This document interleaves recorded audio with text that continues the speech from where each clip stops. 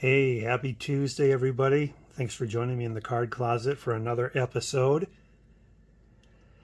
This might be one of the last ones of these I do for a while. This is a Joy of the Completed set for 1985-86 Star Basketball. Finally put an end to this set, got it completed, which leaves me with just one set to go, and that's the 84-85 Star set. Still need 3 cards in that set, the 3 Jordans.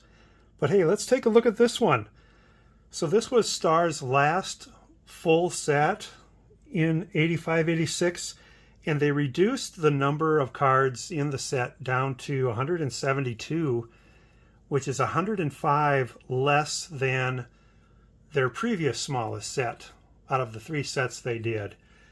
And so we're going to go through this, show you the whole set. One thing I find interesting about this set, and I'm sure others have noticed it, but I've never heard anybody mention it anywhere ever. There are a number of cards of this set where the images were copied and used in the next year's 1986-87 Fleer set.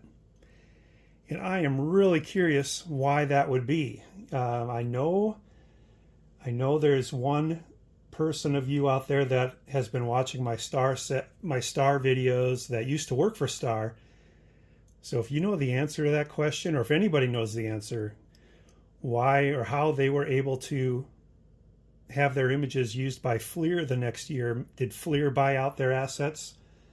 I'm not sure, but I'll try to point the ones out that I think are the most obvious ones as we go. So anyway, I'm going to do Western Conference first by city.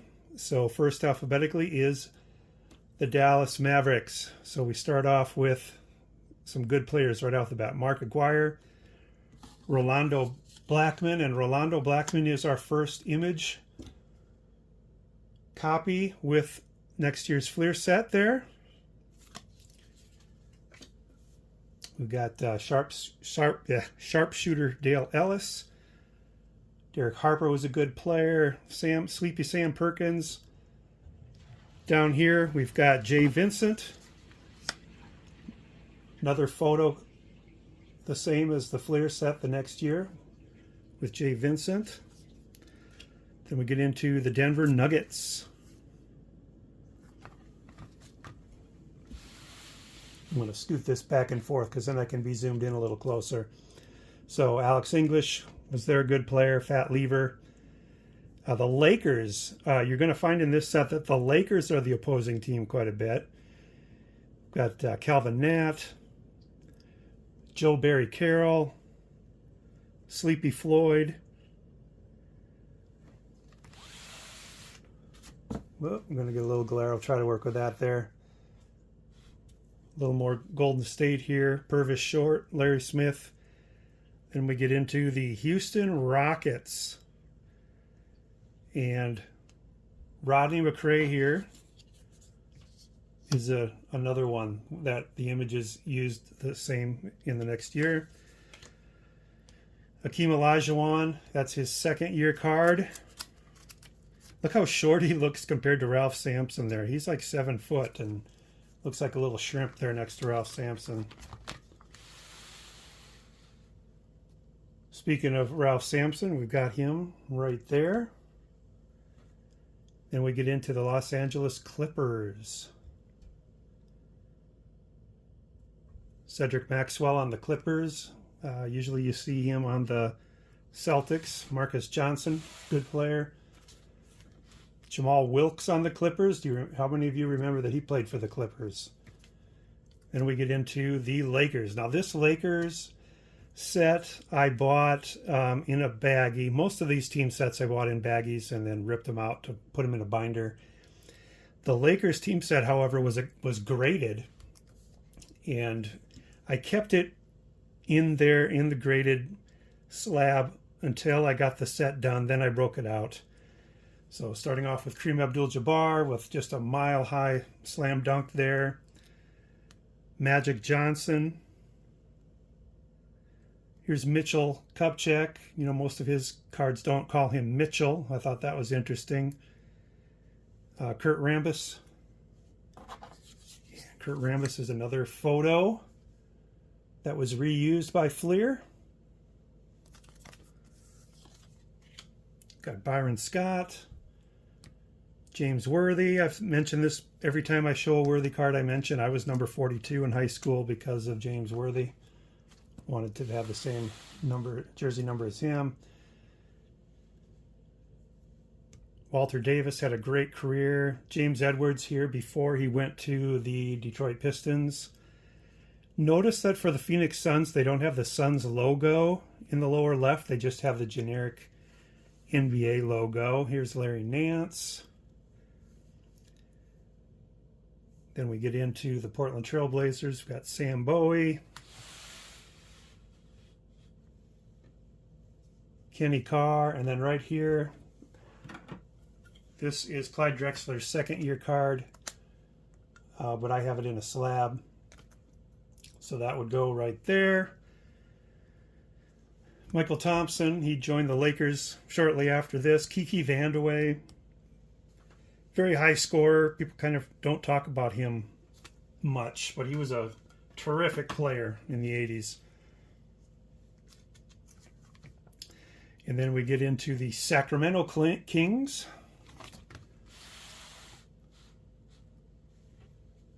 Reggie Theus, probably remember him from television.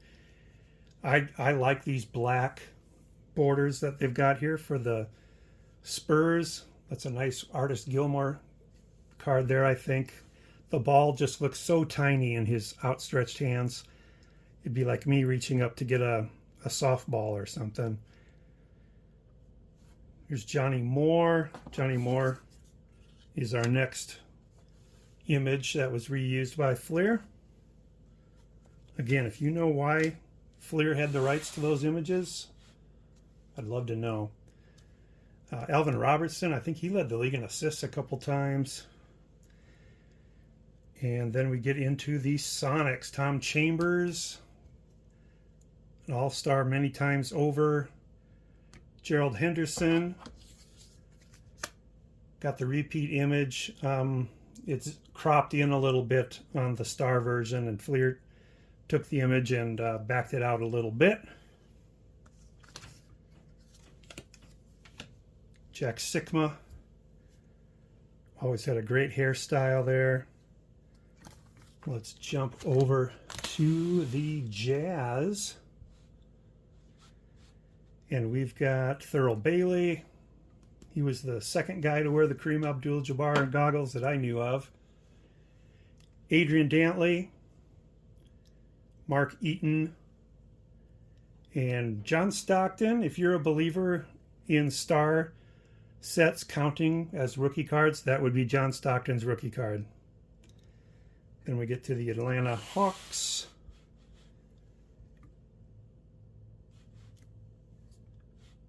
Doc Rivers became a really good coach. Dominique Wilkins.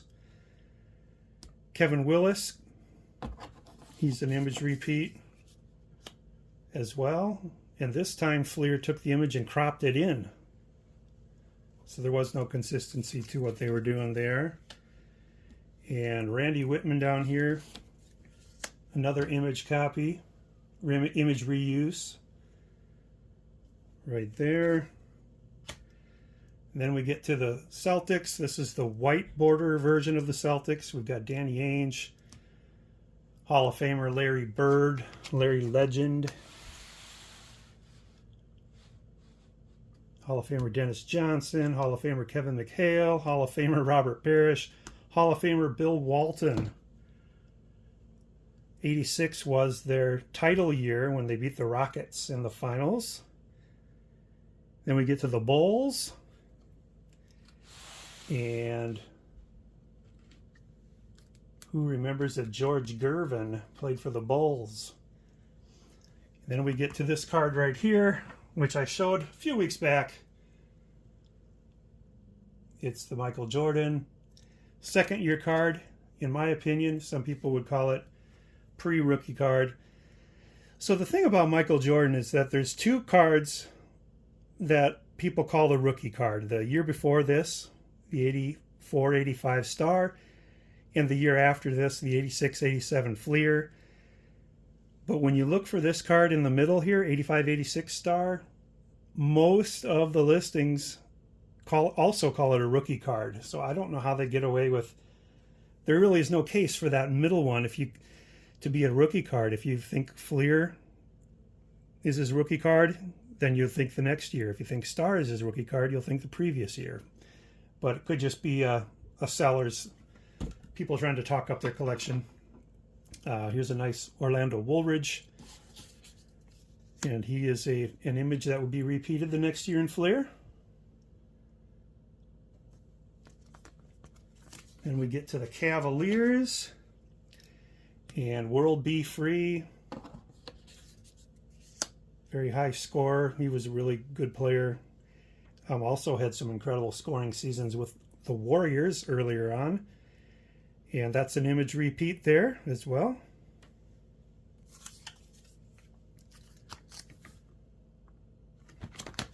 Jump over to Detroit Pistons. And this is just a couple years before they started making the finals, 2 years before. Got Vince Johnson.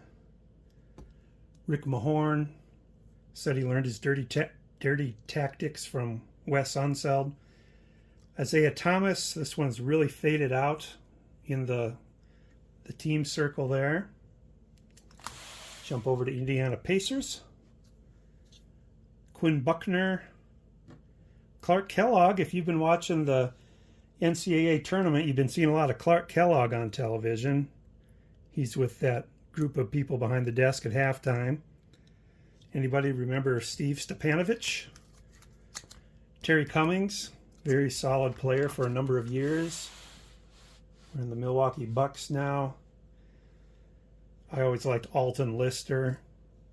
Sidney Moncrief. Oh, Craig Hodges. Missed Craig Hodges here. His image would be reused in Fleer the next year. As would this guy right here, Ricky Pierce. That's all of them that I could find, so go figure. Jumping over to the New Jersey Nets here, we've got Daryl Dawkins. Otis Birdsong was a good player. Mike Jaminski, he was about the best that Duke ever produced at this point in time. Buck Williams, solid player. Then we get to the Knicks, and we've got the quote-unquote Patrick Ewing rookie card that would slide in that slot right there. Since these cards are in slabs of known brands, I'm not going to crack them out, and especially the Ewing and the Jordan, highly counterfeited, so I'm going to keep my authenticated version. Let's see what else we got with the Knicks here. Not too much. Charles Barkley. A rare card of him blocking a shot. And then Maurice Cheeks also was a good coach. Here's Dr. J. Shout out to Mark Santucci. I know Julius Erving is his favorite player. And then there's Moses Malone. Playing defense there. Probably the height of his career with the Phillies. Look up the stats of Andrew Toney. He was an incredible ball player. Then we get to the Bullets. Jeff Malone, good 20-point-a-game guy for a while. Jeff Ruland. And Gus Williams, the last guy on the last page. So that is the 85-86 Star basketball set. It's in the books. And now for our card of the day, doing things in a little bit reverse order. This is episode number 438. So take a guess as to who this is. 438 career home runs, which is 46th all time. He was Rookie of the Year in 1977 and MVP in 1987. He's a Hall of Famer. Played the first half of his career in center field, second half of his career in left field, a few years of DH at the end. His rookie card is 1977 Topps. Played 11 years with the Montreal Expos, 6 years with the Chicago Cubs, 2 years with the Boston Red Sox, and 2 years with the Florida Marlins. Along with those 438 home runs, he had 1,300 runs, 2,700 hits, 1,500 RBIs, and a career average of 279. Did you get him? Let me know in the comments. We are talking about Andre Dawson. And this is his 1993 finest refractor when he was on the Red Sox. The very first time the world ever saw refractors was 1993 finest. So, hope you got that. Hope you're all having a good start to your week here. We'll talk to you in the next one. Bye.